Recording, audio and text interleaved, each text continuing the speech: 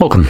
In front of me is a Realme C51, and today I'll show you how you can copy your contacts from the SIM card to the device. So to get started, you want to open up your contacts application. Make sure you open up the standalone version of it. And by default, you'll be located right over here. So what you want to do is select Fix and Manage and then Import from SIM.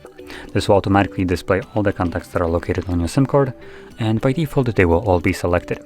Now if you want to deselect some of them, you can do so by just unchecking them, and from there click on Import. Now before I do so, I'm just going to quickly mention that there is additional option that might be visible on your device, which isn't on mine. So if you're logged into a Google account, you'll have the option to change it from either the device to Google account or vice versa, and it should be somewhere like right here. So if you want to, you can choose where you will be importing your contacts to.